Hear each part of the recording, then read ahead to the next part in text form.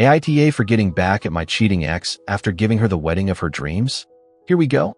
I still can't process what just happened, but I guess talking about it might help a bit. So, yeah, I was with Maya for 6 years. 6 years where we were solid, at least I thought so. We had some rough patches, but who doesn't, right? We'd been together so long that we started talking about getting married, and she had always dreamed of the perfect wedding. The whole package, the huge white dress, fancy venue, tons of guests, all of it. I loved her, so I was willing to break my back to make that dream come true. I was working crazy 12-hour shifts, saving every penny for the wedding. We even had a joint account set up specifically for that. We both put money into it over the years, but let's be honest, the majority of the deposits were from me. I'm not saying that out of spite, just stating the facts. Anyway, everything seemed fine until a couple of months ago, and this is where it all starts to go south, out of nowhere. Maya got hooked on a stupid mobile game.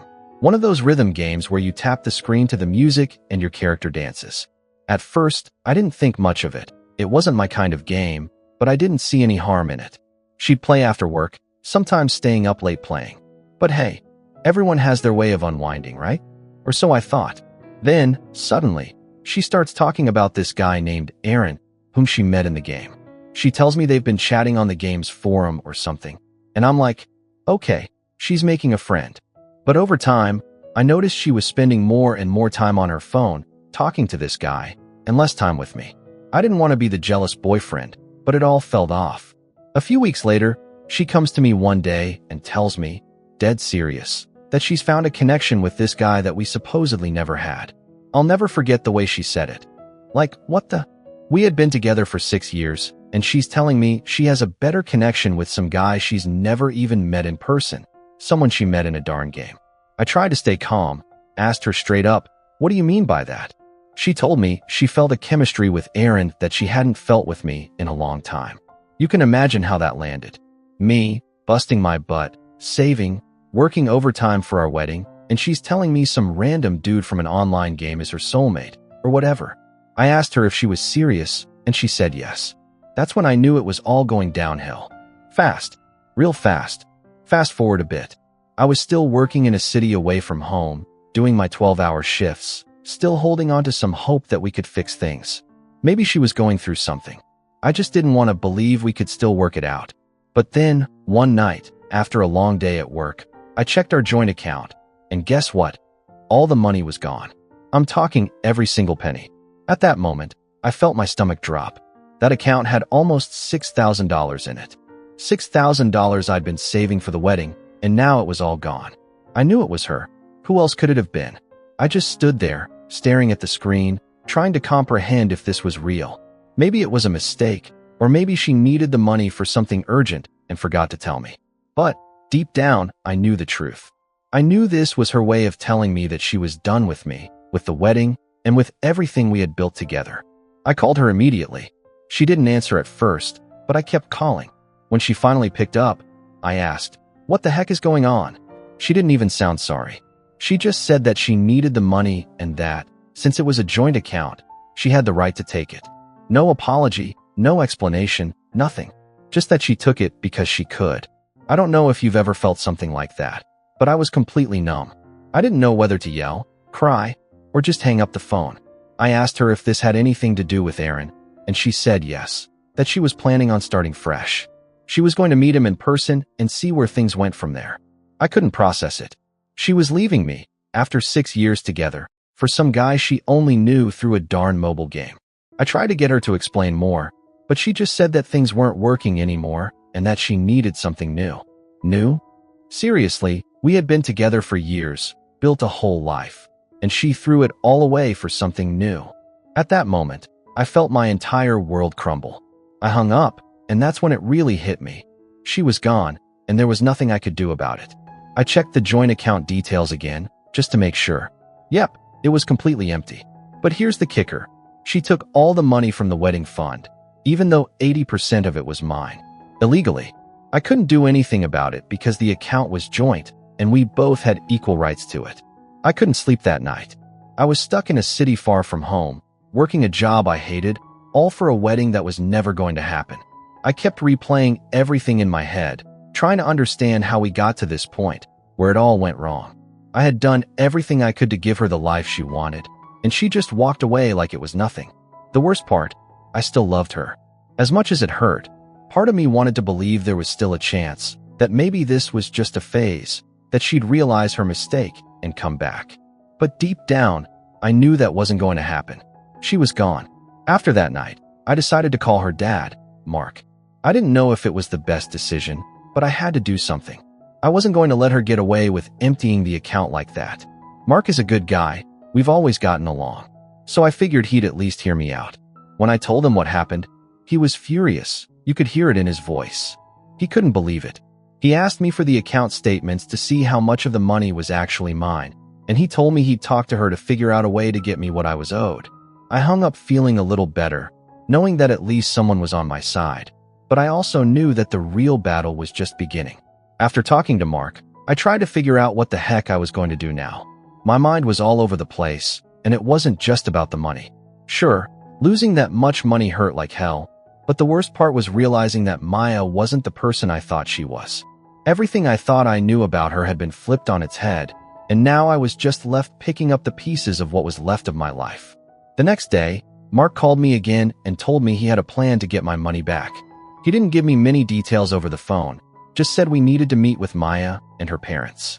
He'd already talked to Diane, Maya's mom, and they wanted to resolve everything the right way. I didn't want to be honest.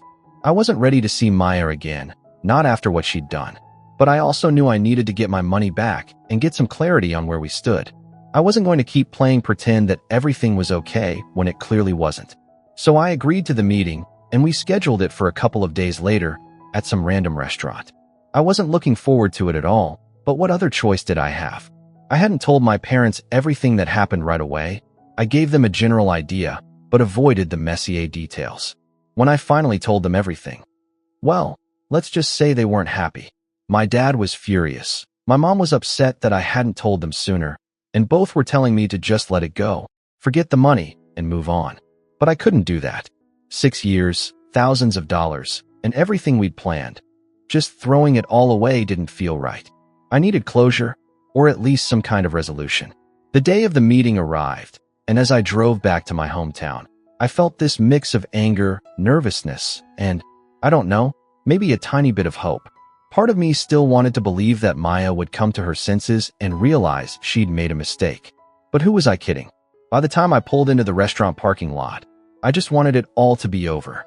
When I walked in, they were already sitting at a table, Maya, her parents, and my parents. Maya looked different. I don't know how to explain it, but she had this distant look, like she was physically there, but not really present. It wasn't the girl I remembered, or maybe I was just seeing her for who she really was now. Either way, it felt like I was sitting across from a complete stranger. I sat down across from her, and the atmosphere became awkward as hell. Nobody said anything for a whole minute. We just sat there in this suffocating silence. Finally, Mark broke the ice. He started talking about the money, about how we could fix this. He was being reasonable, trying to find a way for Maya to pay me back, but Diane, she wasn't having it. She cut him off mid-sentence, saying something like, "Why should she have to pay him?" I couldn't believe it. Diane actually tried to justify what Maya did, saying that I had made her waste 6 years of her life, and that she deserved the money for putting up with me. She literally said that Maya deserved the money. I just sat there, stunned. My mom looked at me with this, "Did you hear what she just said?" expression, and I knew it was going to be a long night. Maya finally spoke, and of course, she backed her mom up. No apology, no saying she'd made a mistake, just that she needed to move on, and that Aaron, the guy from the game, made her feel things that I never did. I almost laughed. I mean, seriously? She's going to sit there and tell me that some dude she met on a mobile game is more important than everything we built together? The more they talked, the angrier I got. I could feel the rage building up inside me, and I was trying so hard to stay calm. My dad had told me before the meeting, just listen, don't react. Let them talk, and you'll know what to do when the time comes. Easier said than done, when they're sitting there bashing me, acting like I'm the problem. Then, Maya tried to turn it around, made it like I was the bad guy for involving her parents. Said that we should have handled this like adults, and that it wasn't their business. And I'm thinking, are you kidding me? You took our money and ran off to play house with some internet dude, and now I'm the immature one for trying to get back what's mine." Mark stepped in again, trying to calm things down. He said he didn't agree with what Maya did, but he was willing to help resolve things fairly. Diane wasn't having any of it, kept repeating, "It's her money now," like we were in some kind of divorce settlement. At that point, I couldn't take it anymore. I looked directly at Maya and asked her one question. Why? That was it, just why? Why did she do it?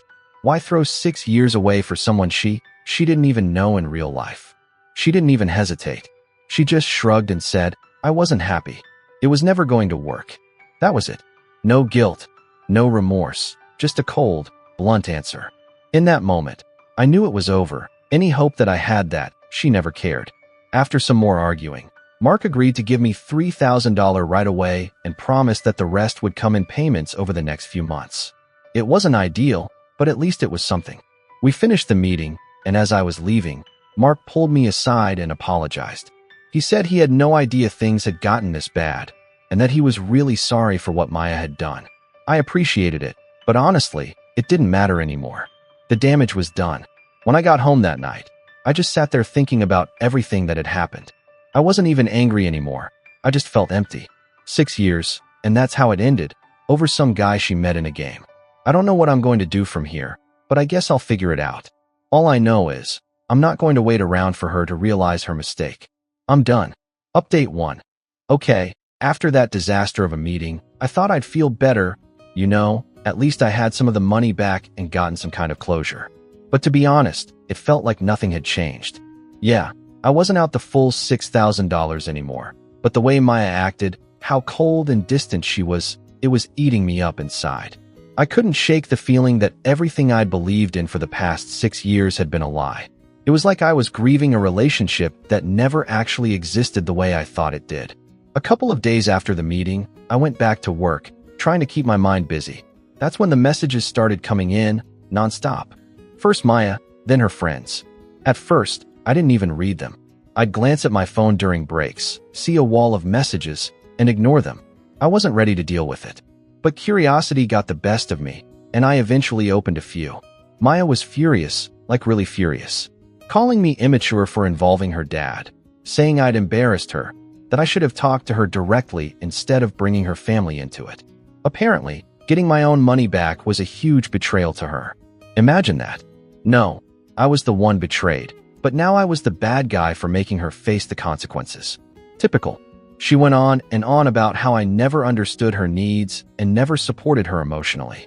I don't know what reality she lives in, but I was literally working 12-hour shifts to save for our wedding. If that's not support, then I don't know what is. Then her friends chimed in.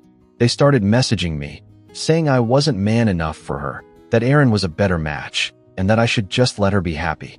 They were acting like I was the villain preventing her fairy tale with this game dude. Honestly, I was stunned. We were all adults, but they were acting like high school bullies. I stayed quiet, didn't reply to any of the messages. What was the point? They had already made up their minds about me, and honestly, I didn't care enough to try and change it. But the quieter I stayed, the more aggressive the messages became. At one point, one of her friends, Tina, sent me this long rant about how Maya had been miserable for years and was just too afraid to leave me. Apparently, the whole time we were together, Maya had been unhappy, and I had just been oblivious to it. That one got to me, I'm not going to lie. It made me question everything. Had she really been unhappy the whole time? Was I blind to it? Was I just going through the motions while she was secretly suffering? But then I snapped out of it. No, that couldn't be true. If she was so unhappy, why didn't she ever say anything? Why go through the whole process of planning a wedding, talking about our future together, if she was actually miserable? It just didn't make sense. A few days later, I got another message from Mark. This time it was about something completely different. He wanted to let me know that Maya had officially moved out of the apartment. We hadn't been living together for a while since I was working out of town, but this made it final. She packed her things and left.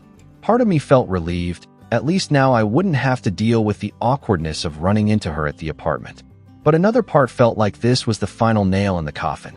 It's crazy how quickly things can fall apart. Here's where things got really weird. The following day, I got a message from a number I didn't recognize. It was Aaron. Yeah, that Aaron. At first, I thought it was a prank or someone pretending to be him, but no, it was him. He introduced himself, said he was sorry about how things went down, and that he hoped I understood that he and Maya were meant to be together. Meant to be together?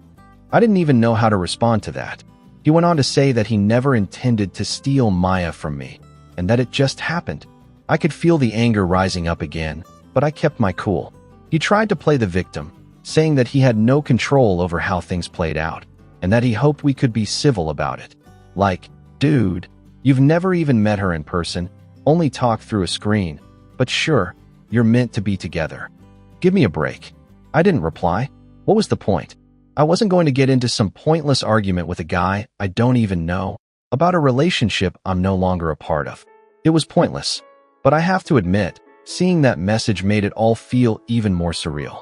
I thought things couldn't get any weirder, but this, getting a message from the guy who basically ruined my life telling me we should move on, was like adding insult to injury. After that, I tried to focus on myself. Stopped checking my phone so much, blocked Maya and her friends on social media, and just concentrated on my work. But there was this constant feeling of emptiness. I had spent 6 years building a life with her, and now it was just gone. I didn't even know who I was without her. That was the hardest part. We'd been together so long that I forgot what it was like to just be me. My parents were worried about me, kept asking how I was doing, but I didn't have much to say. I didn't know how to explain what I was feeling, so I just told them I was fine. But inside, I wasn't. I was completely lost. The worst part was realizing that Maya didn't care. She had moved on, she had Aaron now, and I was nothing. It was like I never even mattered to her. That realization hurt more than anything. I kept replaying everything in my head, wondering what I could have done differently, how I didn't see any of this coming. But no matter how many times I analyzed it, the outcome was always the same. She left me for someone else, and there was nothing I could do to change it. At this point, all I can do is move on. It's not going to be easy, but I don't have a choice. I have to find a way to rebuild my life without her. It will take time, and I know there will be days when it feels impossible, but I'm not going to look back anymore. She made her decision, and now it's my turn to make mine. Thanks for listening to all of this. I never thought my life would end up in this mess, but here we are. Hopefully, things will get better from here. Only time will tell. Update 2. Things were starting to calm down a bit. I mean, it wasn't like I was okay, but I had blocked Maya, Aaron, and her friends on everything. I was doing my best to just keep my head down, focus on work, and try to move on. It wasn't easy, to be honest. It felt like I was walking around with this huge weight on my chest all the time, but I figured the less I thought about it, the better. No point in dwelling on something I couldn't change, right? That plan was working, until one day someone knocked on my door. I wasn't expecting anyone outside of work and my parents. I hadn't really been in touch with many people. So when I opened the door and saw Maya standing there, my heart stopped. For a second, I hadn't seen her since that meeting with her parents, and honestly, I wasn't ready to face her again. But there she was, standing on my doorstep, like nothing had happened. Like she hadn't completely shattered my life. I didn't know what to say. My first instinct was to slam the door in her face, but something in her eyes stopped me. She looked different, nervous, maybe even scared. This wasn't the cold, distant Maya from before. This was something else. "Can we talk?" she asked quietly. I didn't want to, but for some reason, I stepped aside and let her in. Maybe part of me was still hoping for some kind of closure, or maybe I just needed to hear her admit that what she did was wrong. I don't know. She came in, and we just stood there in awkward silence for a minute. I wasn't going to offer her anything to drink or make her feel comfortable. She didn't deserve it after everything. I just wanted to hear what she had to say and get her out of my apartment as quickly as possible. Finally, she broke the silence. "I'm sorry," she said in a whisper. I almost didn't believe it at first. Maya, the same person who justified taking all the money, the same person who left me for some guy she'd never even met in person, apologizing. It felt weird. I didn't respond right away, just looked at her, waiting for her to continue. She fidgeted with her hands, something I hadn't seen her do in years. Maya had always been so self-assured. Seeing her like this was strange. She said, her voice shaking a little. "I know I hurt you, and I know I can't change that. But I just wanted you to know that I'm sorry. I've been doing a lot of thinking about everything, and I realize now that I made a mistake." A mistake. That's what she was calling it now, a mistake. A mistake is spilling coffee on someone's shirt, leaving your boyfriend of 6 years for some guy you met in a game, and taking all his money. That's not a mistake. That's a choice. I crossed my arms and leaned against the wall, still not saying anything. I wasn't going to make this easy for her. If she wanted to apologize, she was going to have to actually explain herself. She took a breath and kept talking. I've been talking to Aaron, and it's not what I thought it would be. He's different than I expected. There it was. I almost laughed. Of course, Aaron wasn't what she expected. What did she think was going to happen? That this random internet dude was going to sweep her off her feet and give her the perfect life? I thought I knew him, she said, her voice cracking a little. But I didn't, not really. And now I realize I threw away everything we had for nothing. That last part stung. Not because she was admitting she'd made a mistake, but because it sounded like she was trying to paint herself as the victim. Like Aaron had misled her, and now I was supposed to feel sorry for her. Finally, I spoke. You didn't throw everything away for nothing. You made a choice. You chose him. And you didn't just hurt me. You destroyed everything we had. You took the money, you lied, and you didn't even have the decency to apologize until now. So tell me, Maya, what do you expect me to say? That I forgive you just because you finally realized he's not who you thought he was? She flinched at my words. For a second, I felt a pang of guilt, but then I remembered everything she'd done, and that feeling went away. No, she said softly. I don't expect you to forgive me. I just wanted you to know that I'm sorry. That's all. I stood there for a moment, trying to process what she was saying. Part of me wanted to believe her, to think that maybe she really was sorry. But another part knew better. This wasn't about me. It was about her guilt, about her need to feel better about herself. She wasn't here to fix things. She was here to clear her conscience. I don't need your apology, I said finally. What I needed was for you to not do this in the first place. And now it's too late. You made your decision, and you'll have to live with it. She didn't say anything after that, just nodded, her eyes filling with tears. For a moment, I thought she was going to break down right there, in my apartment. But instead, she turned around and walked towards the door. Before she left, she stopped and looked back at me one last time. I really did love you, you know? I just didn't know how to handle everything. I didn't respond. I couldn't. What was I supposed to say to that? She left, and I closed the door behind her, feeling this weird mix of relief and sadness. I stood there for a while, just staring at the door, trying to make sense of everything. I'd finally gotten the apology I thought I wanted, but it didn't make me feel better. It didn't change anything. It didn't undo the damage she'd caused. In the end, her apology was just words, and words weren't going to fix anything. Update 3. After Maya showed up at my door with that half-assed apology, I thought maybe that was the end of it, that I'd gotten the closure I needed and could finally start to put it behind me. But, of course, life is never that simple. For a while, things were quiet. I didn't hear from her, or Aaron, or her friends. No messages, no unexpected knocks on the door. It was almost peaceful. I still had that hollow feeling in my gut, though. It wouldn't go away. A few weeks went by, and I started to get back into some kind of routine. Still working the same long hours, but at least now I could focus a bit more. I barely thought about Maya anymore, except for those random moments where I'd catch myself wondering what I could have done differently. But I was starting to accept that, sometimes, there's nothing you can do. People make their decisions, and you just have to deal with the consequences. Then, one day, my phone buzzed with a message from a number I didn't recognize. I figured it was spam or something from work, so I ignored it at first. But when I checked it later, on my lunch break, I almost dropped my phone. It was Aaron. Yeah, the dude Maya left me for. Again, I couldn't believe it. I thought this guy was done trying to contact me after his weird apology last time. But no, there he was, sending me this long message about how things between him and Maya weren't working out. He said he thought I deserved to know that they'd broken up, and that he was sorry about how things had happened. What the heck? I didn't even know how to react. Why he thought I cared. Yeah, there was a part of me that wanted to laugh at how quickly it all fell apart for them. But mostly I just wanted him to leave me alone. I didn't reply. I wasn't going to get dragged back into whatever drama was going on between them now. Blocked his number and tried to go about my day, but it got me thinking, what was Maya doing now that her little soulmate situation had blown up in her face? Was she going to try and crawl back to me? Part of me almost expected it, but at the same time, I knew I couldn't go down that road again. I couldn't let her back in after everything she'd done. Even if she came to me, I wasn't going to be her second choice. A couple of days later, I got my answer. I was at home, zoning out in front of the TV after another long shift, when my phone buzzed again. This time it wasn't Erin, it was Maya. She was back. I hadn't heard from her since that awkward visit, so seeing her name pop up on my screen was like a punch to the gut. I stared at the message for a while, not sure if I should open it. Part of me was curious.